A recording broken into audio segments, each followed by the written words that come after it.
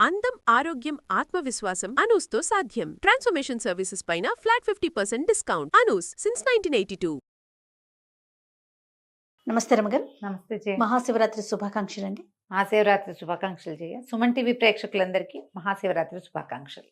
శివరాత్రి అనగానే మనకు ఫస్ట్గా గుర్తొచ్చేది జాగరణ అండ్ ఉపవాసం, ఈ రెండు కదండి. ఒక్కసారి వీటి గురించి మరొకసారి మాట్లాడుకుందామండి. ఏటా ఏటా వచ్చేది చలికాలాన్ని పోగొడుతుంది, శివశివ అంటూ చలిపోతుందని చెప్తాం. అవును. ఎవ్రీ ఇయర్ శివరాత్రి పర్వదినం సందర్భంగా మనం మాట్లాడుకుంటూనే ఉంటాం. 6 సంవత్సరాలు మాట్లాడాం. సంవత్సరం అంతా మనకి శివరాత్రులు వస్తాయి. ప్రతి నెలలోనూ మాస శివరాత్రి విశేషంగా చేసుకుంటారు. దేవాలయాల్లో ప్రత్యేకంగా అభిషేకాలు జరుగుతాయి. శివ పంచాయతన పూజ అలవాటు ఉన్న వాళ్ళందరూ కూడా తప్పకుండా చేసుకుంటారు. కార్తీక మాసంలో రోజువారీ అభిషేకం చేసుకునే వాళ్ళు కార్తీక మాసం అంతా చేస్తారు. అవును. కార్తీక మాసంలో వచ్చేటువంటి మహాశివరాత్రిని కూడా విశేషంగా చేసుకుంటాం. కార్తీకం వెళ్ళాక, మార్గశిరం వెళ్ళాక, మాఘం కూడా వెళ్ళిపోతూ ఉండగా ఈయన వస్తాడు ఇప్పుడు పరమేశ్వరుడు. మళ్ళీ ఇంకొకసారి ఈ శివరాత్రికి ఏంటంటే ఎవరైనా సరే ఒక్క మాట నమశివాయ అన్నా చాలు, ఒక్క బిల్వదళం స్వామి మీద, పరమేశ్వరుడి మీద వేసినా చాలు, ఒక్క చిన్న చెంబెడి తీర్థమో లేకపోతే 3 ఉద్ధరణల తీర్థం, ఒక్క పురుషుడు నీళ్ళైనా పరమేశ్వరుడికి అర్పించిన వాడికి కైవల్యం వస్తుందని చెప్తారు. అంత అద్భుతమైన పర్వదినం ఇది. నువ్వేం చేశావు అని కాదు, నువ్వు చేసింది ఏదినా నాది ఆ రోజునున్న గొప్పతనం ఏమిటి అనేది ఇంపార్టెంట్. మీద ఆ రోజు యొక్క ప్రత్యేకత వల్ల ఈ రోజున ఏ చిన్నది చేసినా అది భగవంతునికి పోయి చేరుతుంది. దాని యొక్క ఫలితము ఆ పని చేసిన జీవుడి యొక్క కర్మల్ని తొలగించి అతనికి వైకుంఠ ప్రాప్తి, కైలాస ప్రాప్తిని పొందిస్తుంది, కైవల్యమే లభిస్తుంది. అది కావాలంటే ముందు ఈరోజు శివరాత్రి అనే గమనం ఉండాలి. గమనం లేని వాడికి కూడా వస్తుందని చెప్తాం కథల్లో. గమనంతో చేస్తే మహా అద్భుతం. తెలుసుకుని చేసిన పని ఇంకా అద్భుతంగా కుదురుతుంది కదా. చేతకాని తెలియని వాడికి కూడా భగవంతుడు కైవల్యం ఇస్తాడు. చేతయి తెలుసుకుని విధి విధానాలు పాటిస్తూ చేయవలసిన విధిగా చేస్తే దాని ఫలితం బాగుంటుంది. ఇప్పుడు కైవల్యం ఆ రోజున మరణించిన వాడికి కైవల్యం లభిస్తుంది. తర్వాత మరి జీవించే ఉంటే మన సంగతి మనకేం లభిస్తుంది? పరమేశ్వర అనుగ్రహం లభిస్తుంది. మన జాతకంలో ఉన్న గ్రహదోషాలు పోతాయి. మన కర్మల్లో దుర్విపాకం ఏదైనా ఉంటే అది తగ్గుతుంది. మనం ఇంకా పడవలసిన కష్టం ఏదైనా ఉంటే అది చిన్నదవుతుంది. భగవంతుడికి మనం దగ్గరవుతాం. దానికోసమని మనం ఇట్లా పర్వదినాలు వచ్చినప్పుడు ప్రత్యేకంగా చెప్పుకుంటాం. ఈరోజు గమనంతో తలస్నానం చేయండి శివరాత్రి అని చెప్పి, కుదిరినంత వరకు ఏదైనా ఒక చిన్న శివాలయమైనా మన పక్క సందులో ఉన్నదానికైనా వెళ్ళి ఒక్కసారి ప్రతిష్ఠ చేయబడిన పరమేశ్వరుణ్ణి చూసి రండి. శివలింగాన్ని చూడండి. కుదిరితే 2 మారేడు దళాలు స్వామికి సమర్పించి కాస్త నీళ్లు పోయటానికి అవకాశం ఉంటే పోయండి. అభిషేకం వాళ్లే చేస్తూ నిన్ను చూడు నీకు తీర్థం ఇస్తామంటే అభిషేక తీర్థం పుచ్చుకోండి. భస్మాన్ని ధరించండి. నోటితోటి ఓం నమ శివాయ అనుకోండి. పంచాక్షరిని, ప్రణవ పంచాక్షరిని వదిలిపెట్టకుండా ఉంటే చాలా మంచిది. ఏదో మాట్లాడుకుంటూనే ఉంటాం, పనులు పాటలు ఉంటాయి కదా, ఆఫీసులు ఉద్యోగాలు ఉన్నవాళ్ళు అవి ఉంటాయి. సంసారంలో ఉన్న వాళ్ళకి జంజాటం తప్పదు. జంజాటంతో పాటే పంచాక్షరిని వదిలిపెట్టద్దు. దీంతో మీరు ఈ రోజున దుర్భాషలు ఆడకండి. మీరు ఎవరిని తిట్టినా శివుని తిట్టినట్టేననుకోండి. దుర్భాషలు ఆడద్దు, పోట్లాటలకు దిగద్దు, హక్కులు జమాయించేందుకు ఉద్దేశంలోకి వెళ్ళబోకండి. ఈ రోజున భగవంతునికి సమర్పించండి. ఈ రోజుని ఆయన కోసమే, అంతే. ఆ ఉద్దేశంతో చేస్తే మీరు చేయగలిగినంత ఉపవాసం, చేయగలిగినంత జాగరణ, ఇవ్వగలిగినంత సేవ ఇవ్వండి. వీటిలలో మార్పు లేదు, మానద్దు. ఓకే. మేము ఉపవాసం ఉండవండి, ఏదో తినేస్తాం. బ్రేక్ఫాస్ట్ మానేయగలిగితే మానేయండి. ఆఫీస్ ఉంది, ఉపవాసాలు మానలేరు. సాత్వికమైన ఆహారం తీసుకోండి. అది ఇంట్లో పొద్దున్న దేవుడికి నివేదన పెట్టింది తినండి.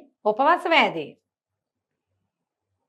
ఈయనకి అన్నం తినకూడదు లాంటివి ఏమంటారు, మనం ఏకాదశికి చెప్పినట్టుగా ధాన్యంలో మురాసురుడు ఉంటాడు కాబట్టి అన్నం వర్జేతన్నారు, అన్నం వర్జించమన్నారు. కానీ శివరాత్రిగా అన్నం వర్జించాలన్న నియమం లేదు, ఆ మాట చెప్పటల్లా. ఉపవాసం ఉండాలి.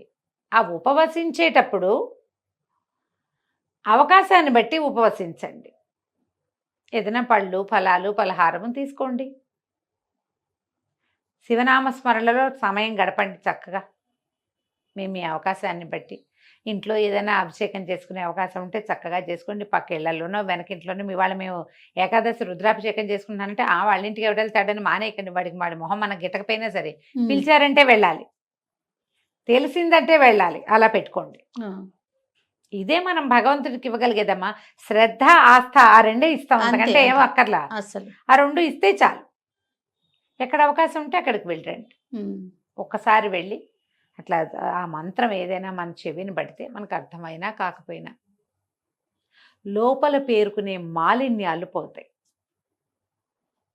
శివుడు అభిషేక ప్రియుడు, మనం ఎప్పుడు చెప్పుకుంటాం ఆ మాట. అలంకార ప్రియో విష్ణువు అభిషేక ప్రియ శివ. ఏం అక్కర్లేదు, ఒక చెంబెడు నీళ్ళే కావాలి. మీ చేత్తోటే పోసే అవకాశం లభించిందా మంచిది. ఈ ఉజ్జయిని అవి వెళ్ళామా జయ, ప్రతి చోట మేము ఎక్కడ మా ఇళ్లలో మేము మనమే శివలింగం మీద నీళ్లు పోయటం, ఆడవాళ్ళకి సాధారణంగా ఇవ్వరు. ఇక్కడ శివాలయాల్లో కూడా నేను లోపలికి వెళ్ళి ముట్టుకోవటం అది నేను ఎప్పుడు చేయలే. శ్రీశైలంలోనూ అక్కడ స్పర్శ దర్శనం అవకాశం ఉన్న చోట మాత్రమే చేశాం, కానీ ఇంకెక్కడ నేను ముట్టుకునేదాన్ని కాదు. అక్కడ ఏ చీటి శివాలయంలోకి వెళ్ళినా సరే అన్ని శివాలయాలు ఇంత బుజ్జి రాగి చెంపిస్తారు వాళ్ళు. వారికి ఇవ్వండి అంటే అమ్మ మీరు కూడా తీసుకోండి నీళ్ళు పోయండి. పర్లి వైద్యనాథం వెళ్ళాం లాస్ట్ జనవరిలో, మనం చెప్పుకున్నాం వెళ్ళినప్పుడు. అదే మన షోలాపూర్ అవి కూడా వెళ్ళాము అప్పుడు. ఈ పర్లి వెళ్తే పెద్ద శివలింగం, వైద్యనాథ లింగం. నాన్న మా అబ్బాయి ఆయనకి ఇవ్వండి అంటే ఒప్పుకోలే. ఆ లోపల నర్చకుడు ఆయన నీళ్ళు పోస్తారు, మీరు పోయండి అమ్మా అని ఒక చెంబి అబ్బాయి అమ్మగారికి ఇవ్వు అని మా అబ్బాయితో ఆ చెంబు నా చేతికి ఇచ్చేదాకా ఆయన ఊరుకోలే. జ్యోతిర్లింగము చేతితో చేయకూడదు, మాకు శంకలు ఉన్నాయని నేను వెనక్కి ఉంటాను, ససేమిరా అన్నారు. పోయిండమ్మా ప్రణవ పంచాక్షరి చేసుకుంటూ వాళ్ళు రుద్రం చదువుతున్నారు, ఈయన చదువుతారు రుద్రం, అది నడుస్తుంది. నా దారిని నేను పోసుకున్నాను అనమాట నీళ్ళు. అసలు ఈ మొత్తం ఉజ్జయిన్లో ఏ శివాలయం లోపలికి వెళ్ళినా ఓ చెంబెడు నీళ్లు శివుడి మీద పోసి బయటకు వచ్చాం. వద్దంటే వాళ్ళు ఒప్పుకోలే. అక్కడ అలాంటి పద్ధతి ఉంది, మన దగ్గర ఆ విధానం లేదు. స్వయంగానే అభిషేకం చేసుకోవాలనే అనుకోకండి, అవకాశాన్ని బట్టి. మన దేవాలయాల్లో ఇక్కడ విధానం అర్చకుడిని అభిషేకం చేస్తారు. చూసి తరించండి అమ్మా చాలు, చూసినా చాలు. చూసి ఆ అభిషేక తీర్థం తీసుకుంటే అది కూడా సరిపోతుంది. మీ ఇంట్లో అవకాశం ఉంటే చూడండి, పక్కింట్లో దొరికితే లభిస్తే చూసుకోండి, లేకపోతే దేవాలయాలకు వెళ్ళే అవకాశం ఉంటే చూడండి. ఇవేవి లభించలేదు, టీవీలో చూడండి, హాయిగా ఉజ్జయినితో సహా అన్నీ చూపిస్తారు. అవును, అన్ని జ్యోతిర్లింగాల్లోనూ దర్శనం వస్తుంది. చక్కగా కూర్చుని చూసుకోండి హ్యాపీగా. సాధ్యమైనంత తక్కువ భుజించండి, పూర్తిగా మానేస్తే మరీ మంచిది. మారేడు దళాలు దొరికితే వాటితో అర్చించుకోండి. రాత్రికి ఉపవాసం, ఇది లింగోద్భవ కాలం వరకు ఉపవాసం ఉండటం మంచిది. జాగరణ ఉండటం మంచిది. రాత్రి జాగరణ చేయాలంటే తెల్లవార్లు, అది లెక్క ఏమిటి, ఈ సాయంకాలం నుంచి రేపు పొద్దుటి దాకా అని కదా, తెల్లవారేదాకా ఉండగలిగే వాళ్ళు ఉంటారు, ఉండలేని వాళ్ళు ఉంటారు కదమ్మా. అందరి వల్ల అవద్దు కదా. ఈ వీళ్ళల్లో ఏం చేయొచ్చు మనం, లింగోద్భవాలంటే రాత్రి 1:30 అలా అయ్యేసరికల్లా ఇది ఏకాదశి రుద్రాలు అయిపోయి లింగోద్భవ కాలంలో ఆఖరి పూజ చేస్తారు. ఆ తర్వాత ఇంకా జాగరణే, భజన చేసుకుని జాగారం చేస్తారు. అప్పటిదాకా ఉన్నా చాలు. తెల్లవారేదాకా మీరు ఉండగలిగితే, ఇది వరకు ఏం చేస్తారు, ఒక టికెట్ మీద 2 సినిమాలు అవి చూపించేవాళ్ళు జాగారం కోసం. జాగారం చేసి మళ్ళీ ఇంకోసారి శివదర్శనం చేసుకుని ఉపవాసం విడిచిపెడతారు మర్నాడు. మీ అవకాశాన్ని బట్టి చేయండి. ఒకవేళ అర్ధరాత్రి వరకు ఉండగలమండి. ఈ రోజుల్లో అర్ధరాత్రి వరకు లేని వాళ్ళు ఎవరమ్మా, ఏదో ఓటీటీలు పెట్టుకుని చూస్తూనే ఉంటారు కదా. భూకైలాస్ లాంటి సినిమాలు ఏమైనా చూడండి, డివోషనల్ ఏమైనా చూడండి, ఉండలేము అని అనుకుంటే కనుక. ఉండగలిగారా? దేవాలయాల్లోనో మఠాల్లోనో పీఠాల్లోనో ఉన్నారా? మహత్తరంగా ఉంటుంది. ఎప్పుడు కూడా పర్వదినాల అవకాశాన్ని పోగొట్టుకోవద్దు. ఆ రోజున చేసేటువంటి చిన్న క్రియ కూడా మనని భగవంతుడికి దగ్గర చేస్తుంది. అవును. మన కర్మలు కొంత తొలగిస్తుంది. మన పుణ్యబలం పెంచుకోవటానికి, పాపక్షయం కావడానికి పర్వదినాలు ఉపయోగపడతాయి. ఆ రోజున ఈ గ్రహాల సంతులన అవన్నీ వేరేగా ఉంటాయి. లేకపోతే ప్రత్యేకంగా ఈ రోజు ఎందుకు, శివరాత్రి ఎప్పుడైనా చేసుకోవచ్చు కాదు అవును కదా. పైగా ఇవాళ మన బర్త్డే అనుకో, సండే సెలబ్రేట్ చేసుకుంటున్నాం మనం. ముందొచ్చే సండే సెలబ్రేట్ చేసేసుకుంటాం. సెలబ్రేషన్కి కావాలి. పర్వదినాలు అట్లా కాదు కదా. ప్రత్యేకంగా ఈ సందర్భంలో, ఈ సమయంలో ఈ గ్రహాలు, ఈ నక్షత్రాలు, ఈ చంద్రుడు ఇలా ఉండటం, సూర్యుడు ఇలా ఉండటం, ఇవన్నీ లెక్క కదా. ఉన్నప్పుడు మీకు ప్రకృతి అంతా అనుకూలంగా ఉందని కదా అర్థము. అలాంటప్పుడే మనం పూజ, మన ఉపవాసం అప్పుడు చేయాలి.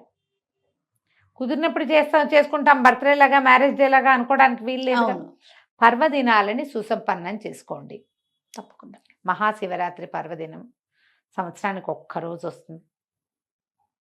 ఈ రోజున మీరు చేయగలిగినంత దానం చేయండి, చేయగలిగినంత శివధ్యానం చేయండి, చేయగలిగిన దర్శనం చేసుకోండి. ఏది మానకండి. ఓకే, వీటిలలో అన్నిటినీ ఏదో ఒకటి కొంచెమైనా అవకాశాన్ని బట్టి చేసుకుంటాం. రైట్.